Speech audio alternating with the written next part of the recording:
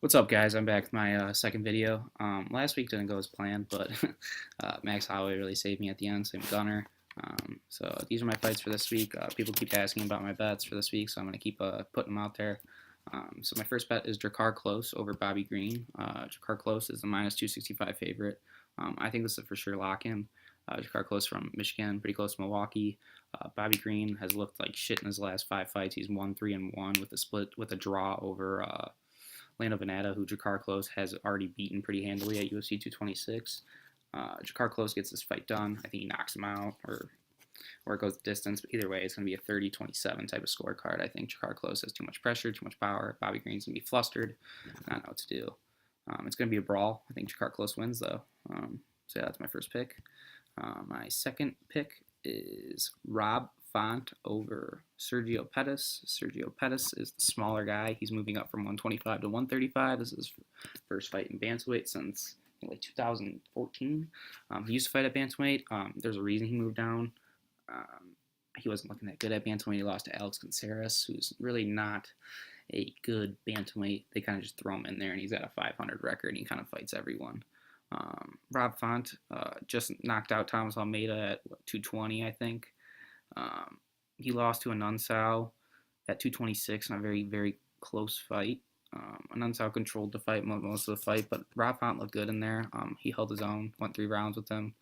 Yeah, I think Rob Font's a top contender in the bantamweight division. I think Sergio Pettis hasn't established himself in bantamweight yet.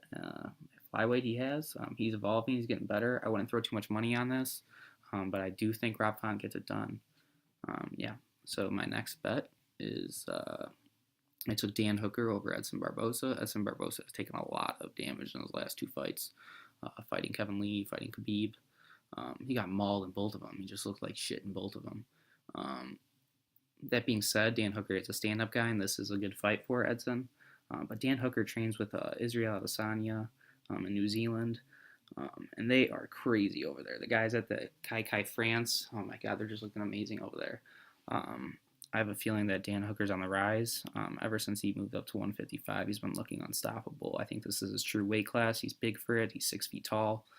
Um, yeah, I think it's going to be a pretty close fight. I think Dan Hooker gets it done, though.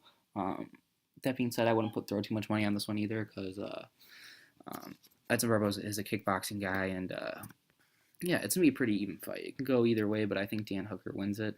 I'm putting my money on Dan Hooker. He's looking good lately. He's knocked out, or he's finished his last 4 opponents. And Edson Barboza is sure he's faced top level contenders, and wrestlers. But I think Dan Hooker's on the rise, and I think Edson Barboza is not. So I think Dan Hooker gets it done. Um, and then the last fight I want to talk about is the main event, Kevin Lee and Iaquinta. The odds for this fight were crazy. Minus 330 in favor of Kevin Lee. Kevin Lee's been looking phenomenal lately. I can't deny that, but he has lost to Iaquinta before at UFC 169. It was a really close fight, split decision. I just watched that fight. Iaquinta looked really good in it, rocked him in the first round. I think Kevin Lee took his back in the second, and then Iaquinta turned it up in the third. So yeah, I think that was a close fight. But the bet I want to talk about is the over on that. Right now, they're setting it at 2.5, and these guys are lightweights. And sure, I wouldn't necessarily say they both have knockout power. Iaquinta kind of does, but they fought for 3 rounds last time they fought, and the fight could have kept going. Kevin Lee, with that being said, Kevin Lee's in way better shape than he was back then. I think he can push 5 rounds. Iaquinta, we know he can push 5 rounds. He just went 5 rounds with an animal in Khabib. Yeah, I don't know why this is set at 2.5. I thought it'd be set at like 3.5, 4.5. But yeah, I'm for sure taking the over on this one. I think it definitely goes over 2.5 rounds. I think it's crazy that people don't think it will. Iaquinta could defend takedowns for a round. Um, yeah, take the over on this. I'm putting a lot of money on the over. Most of the other bets are just pretty basic, so I'm throwing like not that much money on them. Probably throw even amounts on each of them. But the main event, I'm throwing a lot on the main event, so I suggest you do the same. Don't take the odds in the fight. The odds are crazy. I think Iaquinta could win. If you want to throw $5 on it and try to win a little bit of money on it, do it. But yeah, I think I don't think I think Kevin Lee wins the fight, but I think Al has a chance of winning it too. So I don't know why the odds are minus 330 for Kevin Lee. But yeah, I'm taking the over for sure. It's set at minus 105, 2.5. They're for sure gonna go 2.5. There's no doubt in my mind they go 2.5. Yeah, so I'm going, yeah, throwing money on 2.5. Suggest you do the same. That's a big bet. I think it's an easy one to take. So yeah, those are my picks for this weekend. I'll be there this weekend.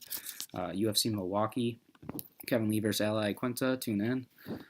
Yeah, thanks for watching.